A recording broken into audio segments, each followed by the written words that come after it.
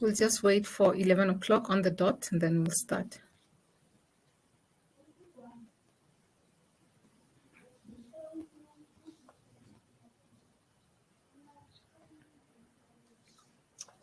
There we are. Good morning. My name is Nancy Msibi. I'm a project manager at the Konrad Adenauer Stiftung. Welcome to the Midpoint. Thank you for joining us.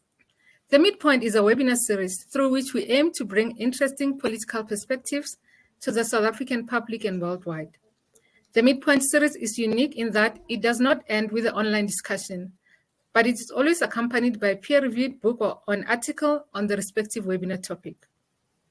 For more information on the topics we've covered previously, or if you wish to be added on the Midpoint database to receive invites for future events, please visit themidpoint.org.za. We are exactly 5 days to the 1st November, when South Africans will be casting their votes in the local government elections. The elections takes place at a time when the country is going through severe socioeconomic challenges, which were brought by the devastating effects of the July unrest and, of course, the COVID-19 pandemic. Added to that is the all too familiar issue of lack of service delivery. Some residents in Soweto have been without electricity for 3 to 4 months, not forgetting the rural communities who still lack the most basic service like clean running water. It is understandable that voter sentiment is very low. In the midst of these challenges, people who are religious find solace in their spiritual leaders and their beliefs. Over 80% of South Africans are religious. Religion plays a central role in their lives. Therefore, it is not surprising that for some people, the line between religion and politics is blurred. Such people take the cue from their spiritual leaders with regards to which party or candidate to vote for. Today's webinar is timely. It's based on a paper by Dr. Siphiwe Dube, which asked whether South Africa has a religiously motivated electorate. I hope that at the end of the webinar, we would have found answers for this question. The paper will be uploaded as discussions continue. Even though South Africa has a predominantly religious and politicized citizenry, there's a shortage of literature on religion and politics in South Africa. Therefore, we hope that Dr. Dube's paper will fill this gap. Dr. Dube is joined by Professor Nicola and Dr. Gerard Wolmarans. The discussions will be moderated by Professor Kealebra Mapunye. Professor Mapunye is a professor of African politics and a former chair of the Department of Political Sciences at the University of South Africa. Let me take this opportunity to thank our esteemed panelists for making time to share their insights with us. I will now hand over to Professor Mapunye. Thank you. Thank you very much, Nancy, and good morning, colleagues. Good morning, everyone. Welcome to this webinar.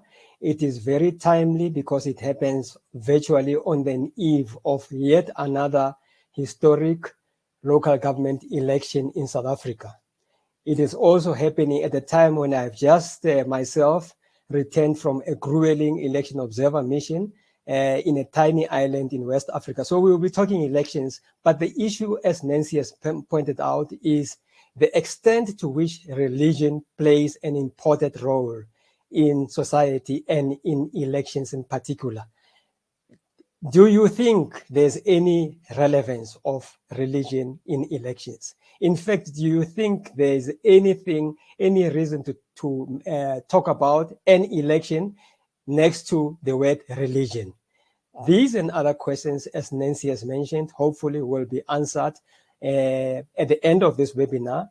Each and every speaker will be speaking for about 10 minutes each, and after that, we will be happy to receive comments and questions from the audience, and then hopefully we will finish at 12 o'clock as per our calendar.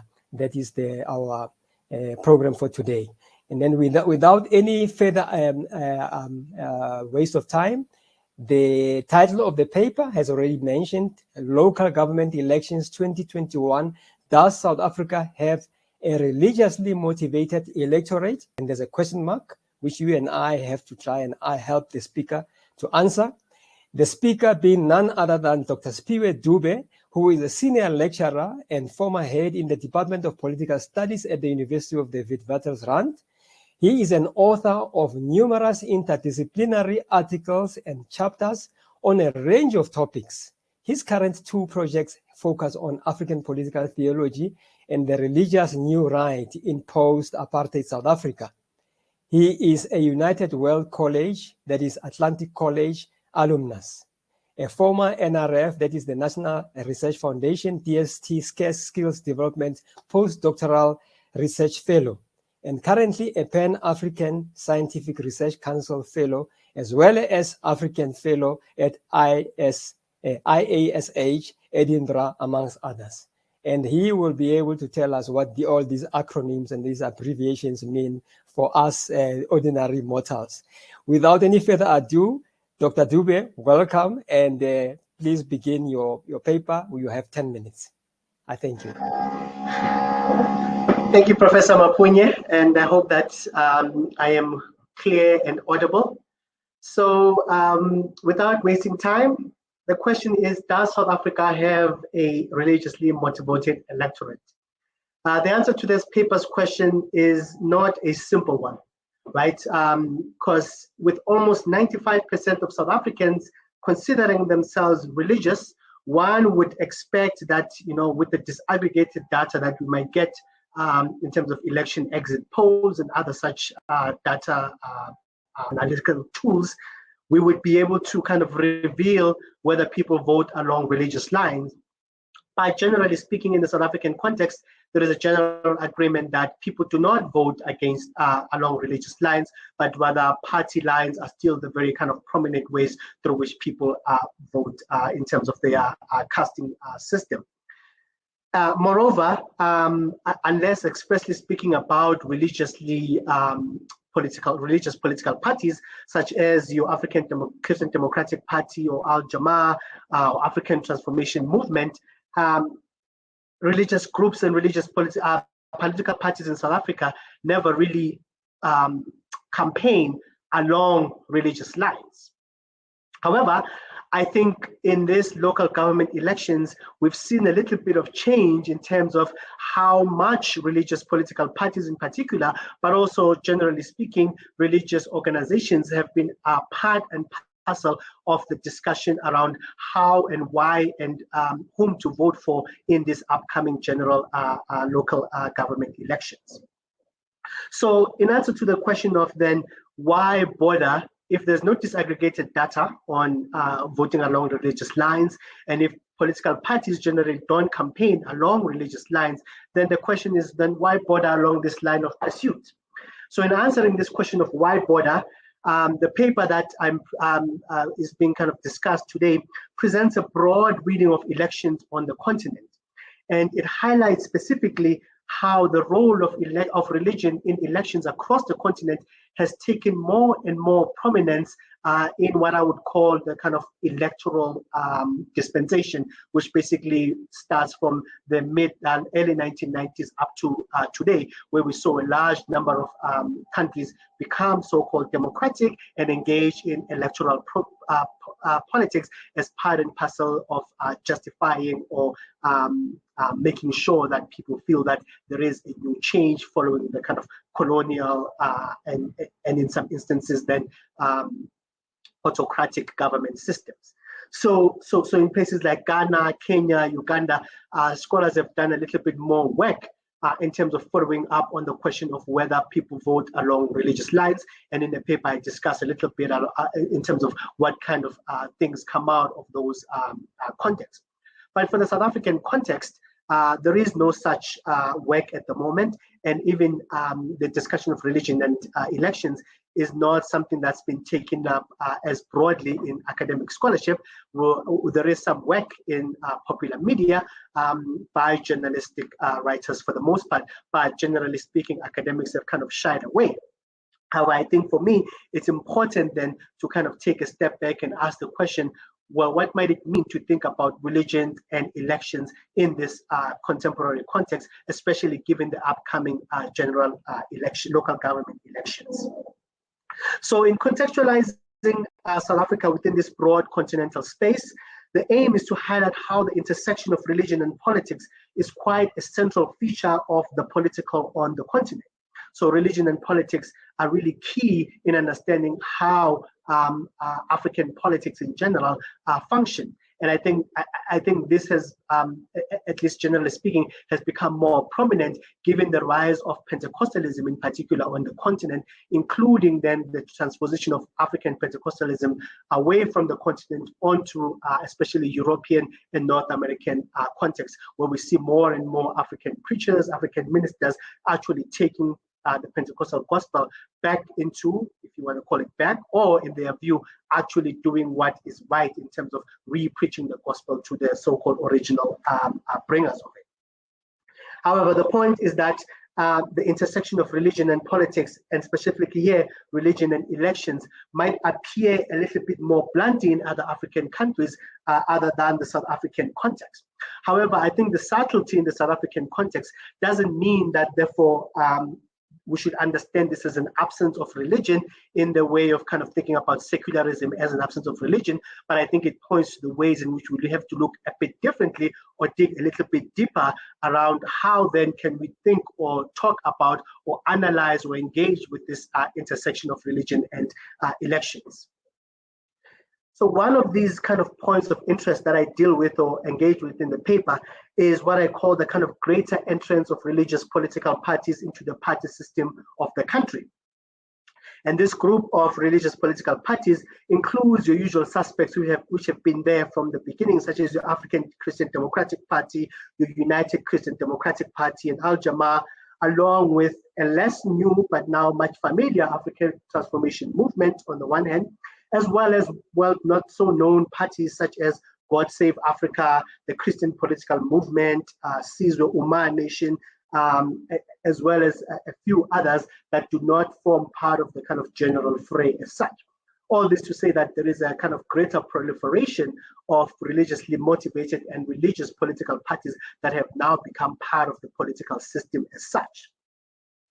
As I argue in the paper, such a proliferation of religious political parties represents a broader trend towards conservative religious politics in the country that can be read through the lens of a global rise of the new right. So this is not something that only pertains to South Africa, but I argue that we can see this as part of the trend that we see elsewhere, such as North America or Western Europe, where religiously motivated new right parties have actually re-entered the political public sphere and claimed, or seemingly in their view, claimed back the space that has been seceded to what they deem as too liberal views that have then made countries fall into the kind of crises that are deemed as necessary to be corrected by a new right politics. So the point is that, in my view, South Africa is participating in this broader global new right discourse in this particular way in which we see a proliferation of religious political parties in particular. Another point of interest relates to the specific argument of the new right that centers on crisis, including the South African context, where the discussion of the crisis of municipalities has been really central to the narrative in relation to the upcoming local government elections. That is, a large part of the current local government election story is about the failure of the current government to rein in debt in particular, and this failure is regarded as a reflection of general loss of moral compass through things such as corruption and neglect of communities, which, according to these religious political parties, requires an alternative approach to politics as usual. As you might have been aware, yesterday, Pastor Makuba, who is one of the kind of most prominent and perhaps controversial figures of the neo-Pentecostal tradition in the South African context, held a discussion with a number of political parties discussing the question, who should Christians vote for in this upcoming local government elections? And one of the key things that was raised there was the way through which not only just the governing party of the ANC, but also, generally speaking, political parties in South Africa seem to have put aside the needs of the communities that have put them power for the pursuit of votes and also then obviously self-interested governance processes. And so part of what the Bishop Mashashane, who is the leader of the South African National Christian Forum, was arguing was that actually Christians need to vote for independent candidates and not even vote for Christian parties or any religious parties if people are religious as such. So for me, this raises an interesting question around how the view of new right politics is actually being taken up in the South African context, especially by neo-Pentecostal churches in particular. So to go back to the point, as I point out in the paper itself, in reading through the submissions of the religious political parties and religious organizations to the Museneke inquiry on free and fair local government elections, which was done in preparation to figure out whether we should continue with local government elections in the context of COVID, there is a great emphasis by the submissions of the religious political parties and religious organizations in general on the language of crisis and the failure of the current government to actually provide an optimal space for socio-economic well-being.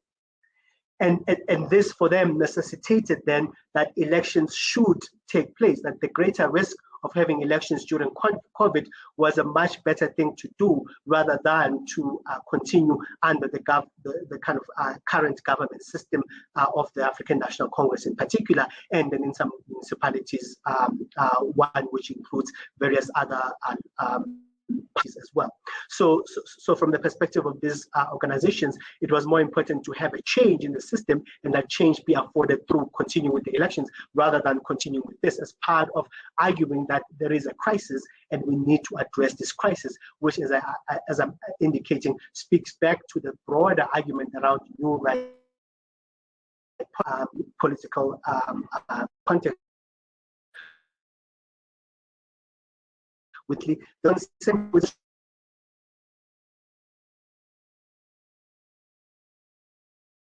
identified through various studies as a primary concern of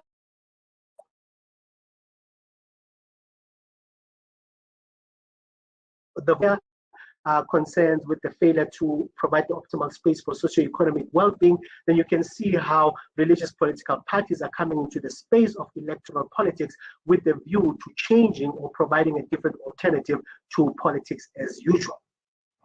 Moreover, given the way in which the COVID-19 pandemic has adversely affected the ability of religious institutions to conduct their work freely, I argue in the paper that the municipal elections currently slated for 1st November will be a kind of great show or challenge to the African National Congress government in particular, especially as a form of reflecting not disagreement, but disillusionment with the way in which religious organizations have been treated. And as Bishop Mashashane indicated yesterday, one of the key things there was the fact that, for example, religious leaders were not regarded as essential workers, when in the view of religious political organizations and religious organizations in general, the fact that religious leaders in the communities which they serve as not only pastors and ministers, but also counselors, also, as he said, doctors, dentists, etc., basically as people in the front line. It made no sense to them that religious leaders would not have been accorded the status of an essential worker. And so part of the discourse there is around, well, if you're not basing your understanding of people's needs on the kind of basis of the religious groups do, then what are you doing in politics? And so his call was to the ACDP, the ATMs, and other political, religious political groups to then actually take up the mantle and become part of the political fray through participating in electoral politics. So all this to say that whilst the critique of the government by religious organization has a long history in South Africa that dates back to the anti-colonial and anti-apartheid eras, the current direct engagement of religious political parties, in my view, presents a different reality from the traditional one of critical solidarity, which is kind of generally pushed by the mainline churches. So the Christian religious political parties and electoral politics in South Africa are primarily, as I said, neo-Pentecostal in orientation and concerned with a particularly religiously informed renewal of the political in the country. And therefore, rather than pray for the political leaders, they're taking on the political leaders in pursuit of not only socio-economic well-being, but also moral well-being as well. So what are the big parties doing with this? In my view, they're not blind to the moral well-being requirement that has been touted by the kind of religious opponents, and usually they try to to entice religious groups by, campaigning really campaigning really strongly in religious communities. But this time around, they haven't had that opportunity because religious leaders in particular, especially the Christian ones, have kind of came back their space and even declared, as I argue in the paper, in very specific terms, that Christians should not vote for the ANC, but rather should vote for people who have and share the same moral values as they do. So this taking back of space is not only about not providing the physical space that your big parties usually have, but it's also a kind of moral reclamation of the electoral space to say, look, we have something different to offer. And so in my view, this is a portent for what might transpire in the next set of national elections, where we've seen a similar trend where during the kind of local government elections, religious parties have done quite well in some by elections, and then only to do even better in the national elections, especially with regards to ACDP and ATM. And so in my view, what happens in this kind of upcoming election, local government election, will tell us a lot about how then what are we going to see in the national elections in relation to especially religious political parties being a core aspect of what constitutes new government as such. So I will leave it there for now. And hopefully from what the other panelists present and what questions you raise, we might be able to get to some of the more salient points of the paper, but that's the kind of general broad discussion that I want to frame our discussion with today. And thank you for listening.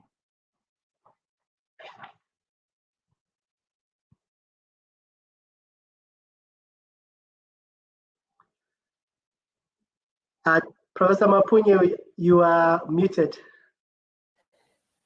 Thank you very much. Apologies. Thank you very much, Dr. Dube, for the incisive comments and the points you've made.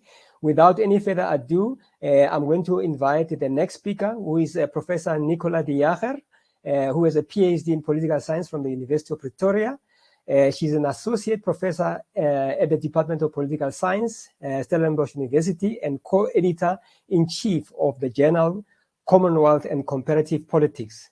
She is a nationally rated researcher through the National Research Foundation, NRF, with publications on the topics of South African politics, religion, and politics in sub-Saharan Africa, and comparative politics. Welcome, Professor Diacer. The time is yours. 10 minutes, please. Thank you very much, Professor Mapunye. And thank you to the Konrad Adenauer Stiftung and Nancy for hosting this. And thank you to Dr. Siphiwe Dube for your paper. I obviously had the benefit of having received and read your paper beforehand. 10 minutes is certainly not enough time to have done justice to the detail and the richness of it. So I wanted to actually draw out of it one point that, and then I want to engage around that. And this is actually your concluding sentence. So in your concluding sentence, you say the time might be ripe for religiously based political parties and non-religious political parties that have taken religion seriously to perform well. And it's this ripe moment that I want to engage with. So obviously inside this, there are two angles. The first is religion as a source of societal and political influence. And this is where my own research more sits, in terms of religion influencing governance, good governance, and democracy. But the other angle is the more direct influence, religion in the electoral arena. And this is obviously your paper and where I would like to focus. So I want to argue that actually South Africa has a very fertile environment for religiously based, value-based political parties to perform on a societal level, an institutional level, and also on the constitutional level. So let's start with the societal level. As you've recognized in South African society, religion is very important. So according to the World Values Survey, 2014, 84% of respondents said religion was important to them. But if we look at this in a deeper level, not only is it important, but do they engage? And again, using the World Values Survey, we see that 56% are actually active members of religious organizations, 25% are inactive, which takes us to 81% actually being members of religious organizations. So together with this is we also see that religious leaders and religious institutions are amongst the most trusted institutions in South Africa. And this is interesting because we are in a context of deep distrust, especially among our public institutions. So around parliament, local government, we see this in the Afrobarometer research, in the World Values Survey, and so forth. So in this context of growing distrust, we see that religious organizations and religious leaders remain trusted. So they have great social capital. So if we look at the Afrobarometer 2016-2018, the latest Afrobarometer, we see that between 41% have a somewhat trust in religious leaders and 30% a lot. Therefore, we have 71% who actually have trust in religious leaders. So we see this large social capital on the social level. Then on the institutional level, we have an electoral system based on proportional representation with a very low threshold for representation, thus allowing for diverse representation. Our religiously based political parties tend to be smaller parties, so the PR system is particularly important to them. Obviously, on the local government level, we have a mixed system. We have the PR system as well as a constituency-based system. But even for ward candidates, if you have a community support, local community support, you have a fair chance of winning. So I've dealt with the societal context and the institutional context in terms of our electoral system. But now the constitutional level is also for me very important and interesting. So our constitution does not make provision for a secular state if we understand a secular state as a rejection of religion or the insistence that religion is moved out of public life. Actually, what we have is what is rather called an accommodation model. Therefore, the state is separated from organized religion. So we don't have state religion, but we still have a state that is supportive and interacts with religious diversity and with religion. So for those who drafted the Constitution, it seemed to them the only option which would be reconcilable with the religious and cultural diversity of South Africa, as well as reconcilable with our commitment to fundamental human rights. So we see this inside Chapter 2, which is the Bill of Rights, and in particular Section 15.1 and 15.2 of the Constitution, which actually allows for religious observance within public institutions. So together with the supportive environment, so I want to just say, obviously, there are challenges for religiously based parties. The DA, which is also interesting, actively campaigns against smaller parties, and of which religiously based parties are. They often use fear-based arguments. The EFF will come if you split your vote, or if you vote for a smaller party, it's a lost vote. Obviously, that doesn't hold true on a PR system, but it does hold true for a constituency-based system. Their challenge is obviously the ANC, which has historical credibility, not just as a liberation movement, but also as having earlier leaders coming from missionary-based schools and with very strong Christian convictions, for example, Albert Luthuli. But I want to come back to the supportive environment together with what you refer to, Siphiwe, as this ripe moment. You also, in your paper, refer to the work of Wamaila, who highlights, and he says the following, how the COVID-19 pandemic might just be the tipping point for religious voters and how they assess their choices. So in this context, if we look at the 29 elections, the ANC election fortunes declined. And if we look at the voting age population, that is everyone who's eligible to vote. So that's everyone 18 and above eligible to vote.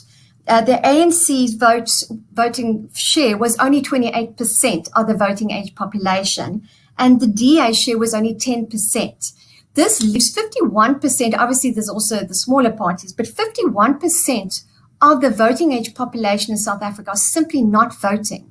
They've opted out of the electoral system. So they're not voting en masse for the ANC nor for the DA. They are simply not voting. So here we have a large pool of potential voters. And if the parties have the right issue that can stir and mobilize the electorate, this might be the right moment.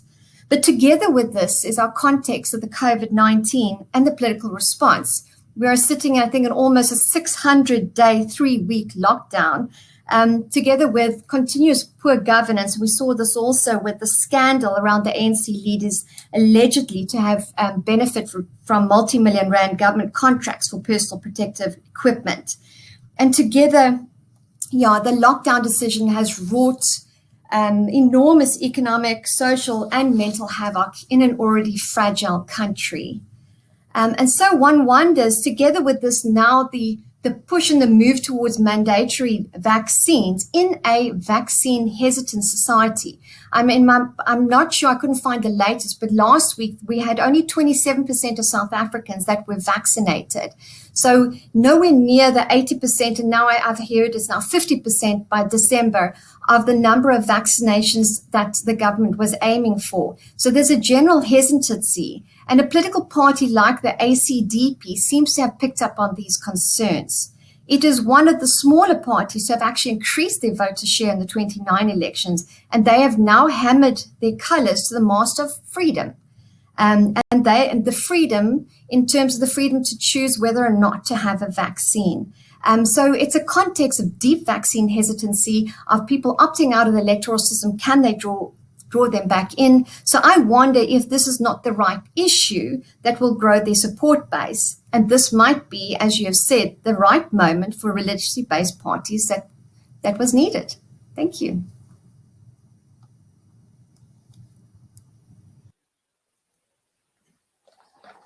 So spot on. Thank you so much, Professor Diacer, and for the points that you have raised.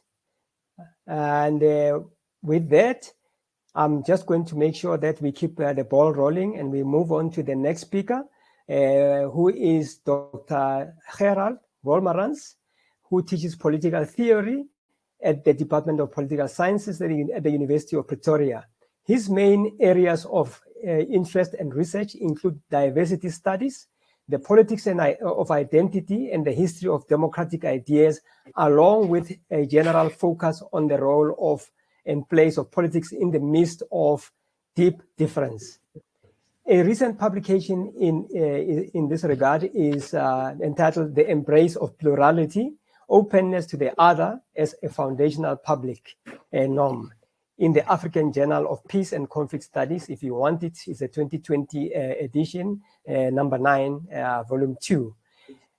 With that, I now hand over to Dr. Wolmarans for 10 minutes of presentation as well. Thank you. Over to you.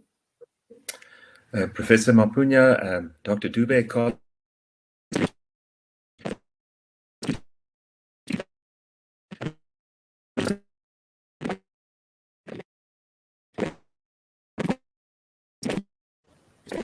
You are muted, Gerard.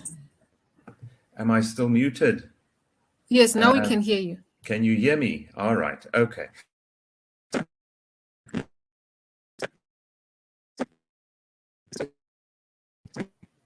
You are muted again now. Yes, I think right. maybe I trust everyone can hear me now. Can everyone hear me now? Yes. Okay, sorry for that. Let me quickly carry on.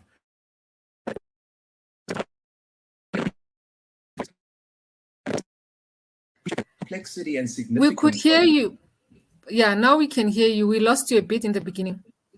All right. So I want to make I want us to actually step back a little bit and consider the intersection of these two broad concepts, religion and politics, right?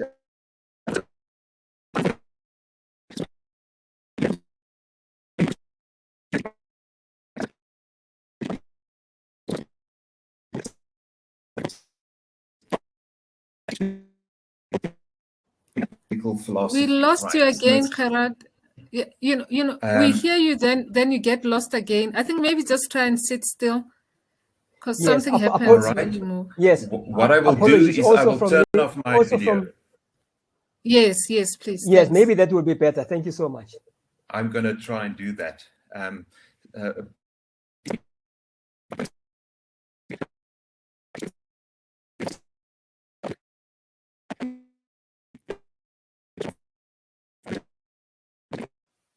philosophical angle. And I decided in my personal studies, where I focus on diversity, to look specifically at religion as an axis of diversity in relation to politics, rather than just the usual race, class, or gender.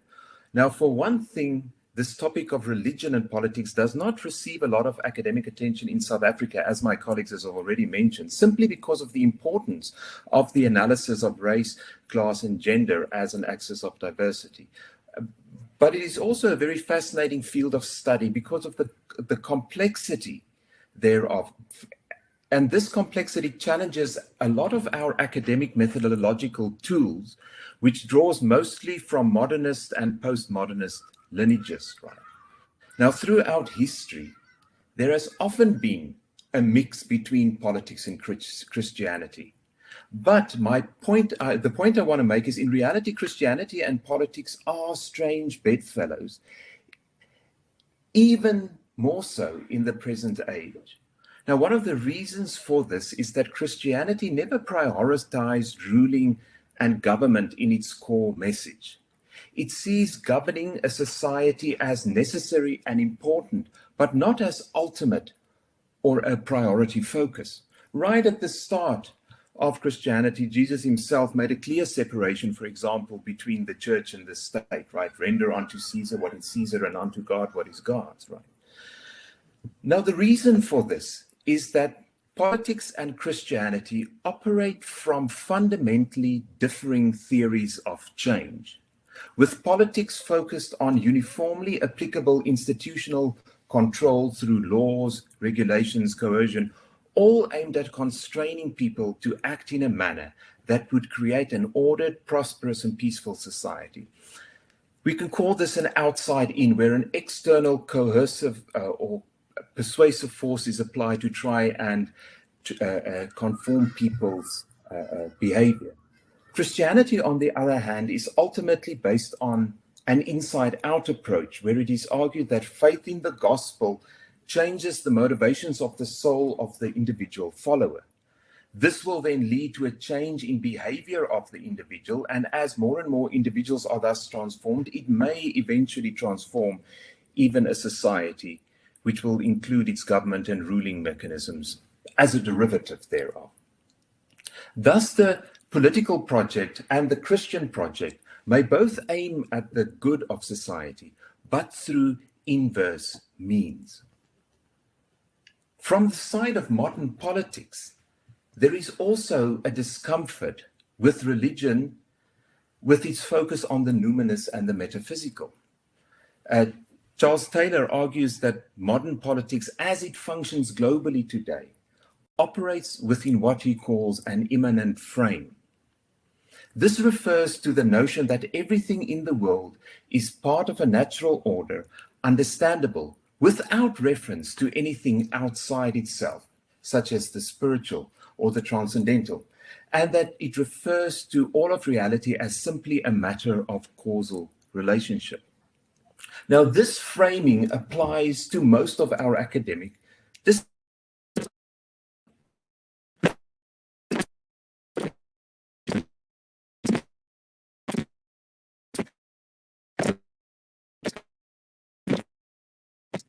Politicians are usually welcome to participate within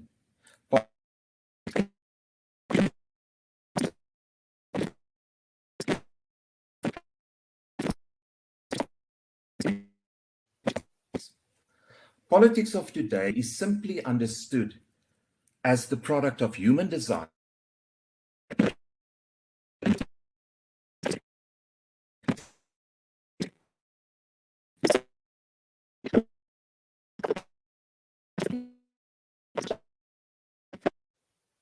dissuaded many a politician from using religion as an instrument for political mobilization, or many Christians from using the tools of government to advance their cause.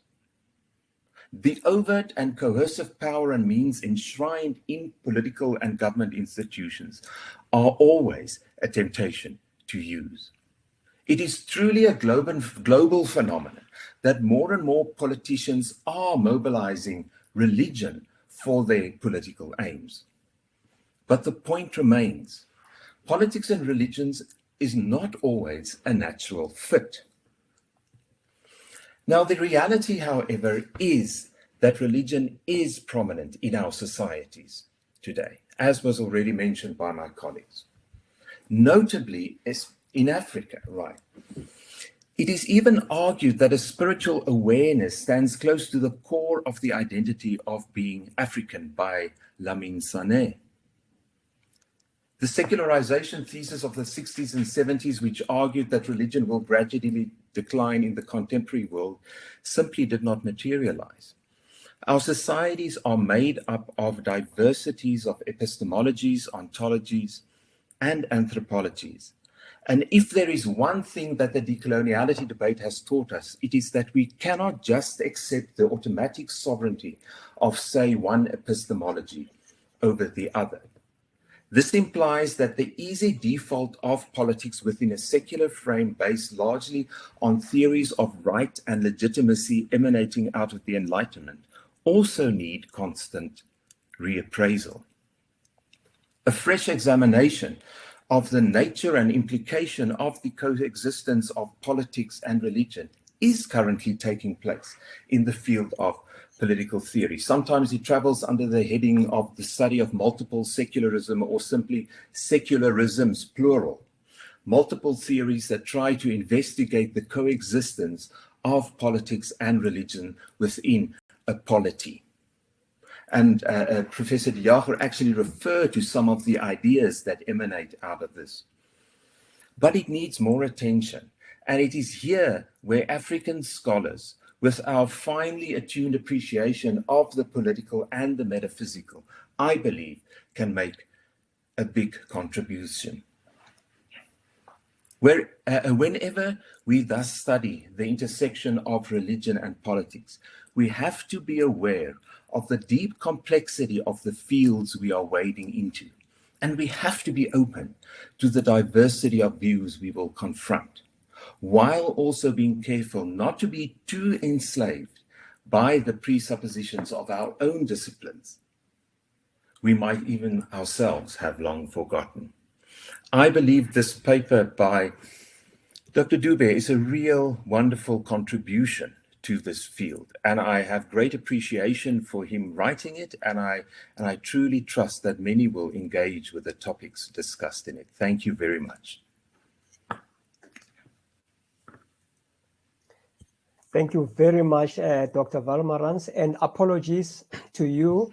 I don't know whether it is your system or ours or what, because there was a staccato. We were, and at least from my side, I was getting some of your points. Just when it's getting juicy and interesting, then there's this lull in communication. So I hope our audience will bear with us.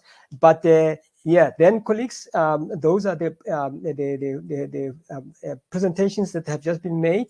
I hope you enjoyed them. I'm currently looking at on my screen comments that are coming through. Please just keep them coming through. But I suppose just before I go through the comments, just to underscore the key points that have been made from our keynote speaker. Obviously, there are a number of points there, Dr. Dube has raised. But for me, it is this issue around examining religiously based parties and non-religious parties that take religion seriously in an election. It's a very, very subtle issue that requires, further interrogation with, research, but also just to make sure that it becomes another topic that we look at, because just before this webinar yesterday, another colleague of mine whom I sent, this webinar to about Dr. Dube's presentation just said to me cynically, no, religion does not have any effect on elections. It's going to be race and race and race, nothing else but race. If it's not those two, then it's going to be service delivery. People just want water and electricity. They don't want to know whether you are going to the mosque or to the church or to the synagogue. But he told me that, look, I'm being cynical. I don't know what the speaker has got to say. So thank you so much, Dr. Dube. The other point, even though you didn't mention it, I think it's because of time constraints, but in your paper that I've also gone through, like all the other panelists, this call by some parties to vote against the ANC, and then some to say they must vote for the ANC, but also some who say, no, you must actually urge the religious community to vote for other parties to make sure that, the religious community can just make a difference by buttressing the opposition. I think therein lies the great debate that we will see. Whether, as you mentioned in the paper, that the other reason for this local government election is, to right the wrongs of the crisis that you talked about. Also for the electorate, for the voters to punish those who fail to deliver. From a religious point of view, I don't know, the jury is still out there. We will see it after this election because we are closely analyzing, the elections and the results as they come out, once they come out and so on, including the opinion polls, if ever they have anything to say. Now, the other speakers have also really, tried as much as possible to raise the issues that, were problematic in terms of what they see as, another angle from which to look at this. For instance, Professor Diacer looking at religion as a source of influence. That is very, very important. People sometimes overlook that point. Also, the issue of looking at religion in the electoral arena. We sometimes don't see religion as part of, something that is in the arena, like my cynical friend. We often see it as something in the fringes, something in the periphery, outside there. But this is very, very important. And most importantly, what Dr. Dube referred to, the paper by Roberts, as well as the colleagues from the HSRC, which looked at the issue of trust going down. Professor Diacer, talked about issues of trust. These issues of trust are also very, very important whenever you speak about, religious issues, because they bring in issues of morality, ethics, and so on. And then, in spite of the fact that I struggled to hear Dr. Wolmarans, but the key issue that I got from him was this issue around the separation between the state and the church, which is still a very, very thorny issue for us, even in election management, when you look at the issues around electoral democracy and so on. Also, the issue of, obviously in the Christian religion, do you render unto Caesar what belongs to Caesar, as, to quote Dr. Wolmarans, Jesus urged his followers. This also becomes a bit of an issue, especially when you look at some of those churches which normally believe that, no, here we are not going to separate, religion, from politics. You are a member of the church, or a member of the mosque or the synagogue, whatever, you are also going to vote, and we are also going to talk politics openly in this, environment. So therein lies the, these issues. And they are very, very touchy. So having said that, now I need to just quickly go through the comments in the comments box. Some of them are just merely comments. Thank you so much for liking. I see some of them are saying I agree with Dr. Wolmarans, and some are saying I agree with Dr. Dube, and so on. That is good. But Shawas Maoa is making a comment and a question. Quote him. There is a focus on parties, understandably, due to the nature of a political system. What does Dr. Dube think about the potential for individual political aspirants using a religious ticket, either within parties or in national elections, especially in the context of pending electoral reforms? People like the former Chief Justice, I think he's referring to Justice Mogoeng, for example. That is the question that he's asking. The other one is a comment. He says that regarding your reference to trends in Africa, it seems the parties are not necessarily religious, but the religiosity of the leader is what seems to matter. For example, recently in Zambia and Malawi, or even Zimbabwe, where the main opposition leader is a pastor. This one is just a comment, Dr. Dube. You may want to refer to it. I think let me just give over to Dr. Dube, maybe just to deal with that question by Shawas before we proceed. Thanks. Yeah, no, thank you very much. And I mean, I've also read some of the questions on the chat, and I think the kind of interesting thing for me is somehow the assumption that, you know, religious political parties seem to not be acting from a place of honesty, are also engaging in quote unquote electoral voter politics. You know, so this is kind of what I'm reading as an interesting framing of the question. But in my view, I guess I think in the African context, you know, the discussion or the engagement or the assumption that somehow the metaphysical and the material entities, I think is something that a lot of kind of scholars of anthropology in particular have really dealt with. So here I'm thinking of people like Ellis and Terhar, people like Birgit Meyer, who've really written about how, at least in the African context, there is a specific way in which the physical and the non-physical world are seen and read through a continuous lens. And so this separation of politics and religion is, as rightly as Dr. Volmarans noted, is actually an impact that comes with a particular colonial experience, both in terms of the academic context, but also then in terms of the imperial project and also the missionary project. So all of those three projects come together to kind of disturb this interconnected understanding of African materiality and spirituality. And I think, you know, the late Professor, his name escapes me now, from UCT, wrote about animism as really central to the way in which you might understand African religiosity. And so I think for me, part of what we have to ask is not what happens when now people vote along religious lines. The question is, if we're talking about a democratic state, what is wrong with people voting along religious lines? If our democracy is really open to diversity, why is it not possible to imagine a diverse and yet religiously motivated state? I mean, not all what you call religiously defined states have come out on the negative side of reality all the time. So I think we have to kind of question our notion of what is democracy in this context if it does not include or does not want to admit religiosity as part of that diversity. So I would kind of reinvent the question and throw it back to our esteemed commentators as such. But I'm open to, obviously discussing this further, but that's it for now. Thanks.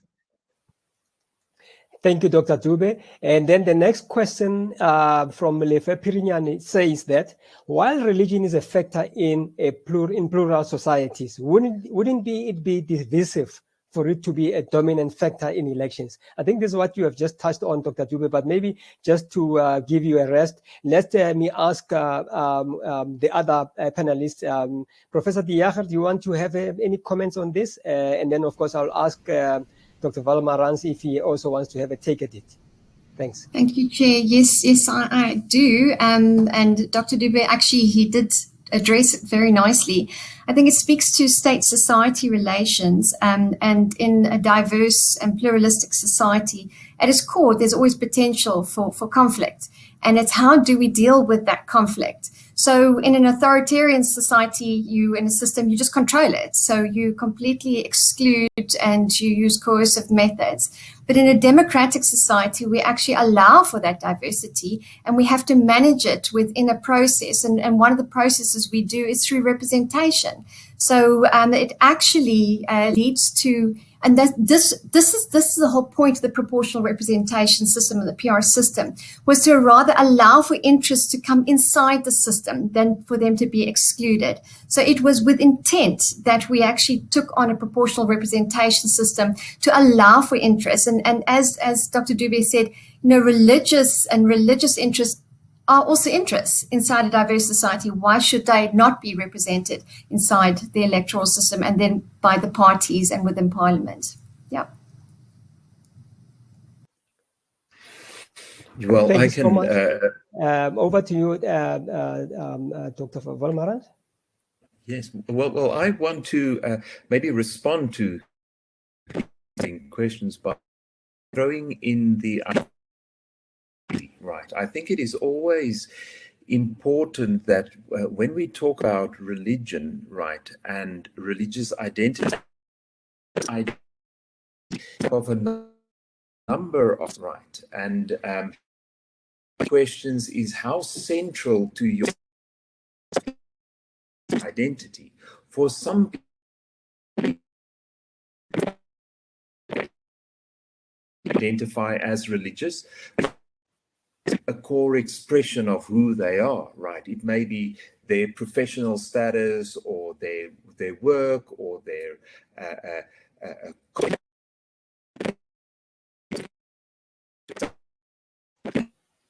identification doesn't necessarily translate into someone that sees their their religious life as, you know, the core aspect of who they are, right? So and the other thing that is what is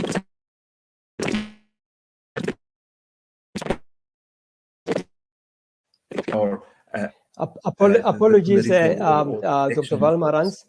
Apologies, Dr. Valmarans. Sorry to come in. I'm struggling to hear you. I don't know whether our audience are also able to hear you, because that problem has started again. Sorry about that. Maybe just repeat. My apologies. Yes, I'm just saying narratives are very in our society. Are becoming strong than in our society, right? So it's important that one also look at, when you look at religion and reconciliation of people, that you bring in the concept of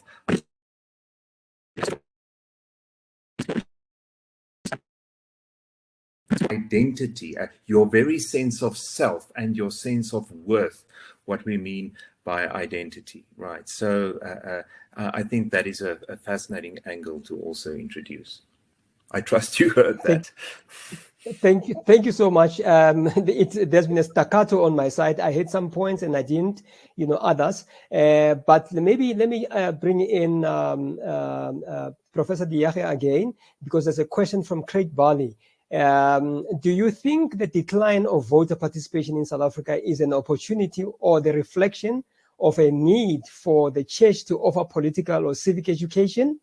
And maybe before you answer, from my side, my experience is that the church has been involved with some civic, civil society organizations since around the 1990s, 1997, 1998, if my recollection is correct, to try and assist the IEC, the Electoral Commission, with its voter education. But maybe there might be some fresh information that Professor Diacer has on this matter. Over to you, Prof. Diacer.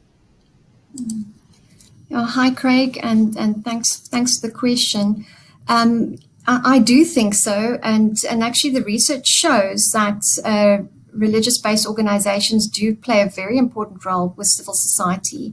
And I've also just recently done a paper on this in sub-Saharan Africa, and just showing that those who are religiously affiliated are most likely to be part of civil society or to be members or to start civil society organizations. And that is part of engagement, so that is part of mobilizing, is through the civil society, getting people involved with it, getting people more actively involved, and engaging with the politics, maybe from a civil society arena, and in that way mobilizing. So the educating and coming alongside the IEC and mobilizing and educating people of the value of not just elections, but a democracy, because inside a democracy, the key value is freedom, and we are citizens inside a democracy, and that requires active participation. That requires us to be engaged, as opposed to an authoritarian system where you are subjects and you get told what to do. So I think, yes, religious organizations and churches have a key role to play. They don't have to promote political parties, but they can certainly promote engaging in the political arena and voting. Thank you so much. Colleagues, Professor Diacer has just mentioned that word, authoritarian. I'm going to be authoritarian because our time says that we are just 2 minutes away from concluding. So I'm just going to give our panelists just 1 minute each, just to summarize, especially given the question by Tristan Kapp. about the term religious, saying that the term religious might be misleading as the umbrella term seems to be incongruent with the religio-political environment in South Africa, which is dominated by Christian traditions. Do you think as panelists that this is a bad thing? And should religion be allowed in political context? Dr. Dube, to some extent, has already answered this when he says that we need to be as inclusive as possible. But just a comment, 1 minute each from all of you. Let's start. I'll end with the keynote speaker, Dr. Dube. Let's start with Dr. Volmarans. I know you've got a mic, which is problematic, but let's just give it a try for 1 more minute, last minute. Your parting shot. Thank you. Yes. I think I trust you hear me. It is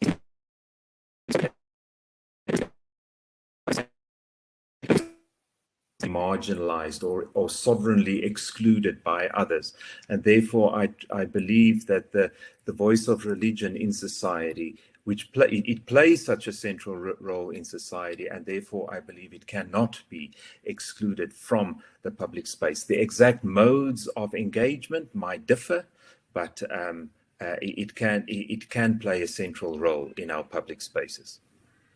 Thank you. Professor Diacer, half a second. I'm afraid our time has caught up with us. Yeah. Maybe I should quickly just refer back to the Konrad Adenauer Stiftung, which is closely linked to a Christian-based party, which is the Christian Democratic Union in Germany. So these are traditions which have been exercised and in European countries and around the world. So I don't understand fully why we are so almost adverse to it. And I'll leave it at that. Thanks. Thanks, everyone. Wonderful. Thank you so much. Dr. Dube, your parting shot? Yes, so I think my parting shot is people care deeply about who they are in the kind of existential sense. And some of that, for most people, comes from a religious base. And I think politics needs to be open to the idea that actually religion has a deep political implication for identity politics. Thank you. Thank you so much, Dr. Dube. Colleagues, that concludes our discussion. We are just 1 minute over, slightly over our time, partly because we had some, problems with Dr. Volmarans's mic. Couldn't hear him properly. I tried to be a bit liberal by giving slightly more time to him. But I think you got the gist of the discussion. Does religion matter or does religion not matter? This is the question that will be put to the voters next week when they vote for the different political parties, and we will be obviously be able to get the answer from them. Perhaps not from a webinar of a few political thinkers and intellectuals like us. We are only in the minority and in the periphery, perhaps, when it comes to answering that question. They will be able to answer the question. But thank you so much. This is a very, very important, question, topic. And Dr. Dube, I'm sure people will continue to engage with you. For those who would like a recording of this, obviously, you can visit the Konrad Adenauer Foundation after this, and you will be able to get the recording. I don't know how soon, but with that, you can always drop me an email or communicate with me if you need some further information on this. But suffice to say that the recording definitely will be available. And with that, I wish you good luck for those who will be voting next week, especially those in the religious fraternity. For those who are non-religious, please just know that also religion does matter in terms of elections. And we hope to continue to see you attending such important discussions when next you are invited and whenever you are invited. And with that, I thank you and goodbye.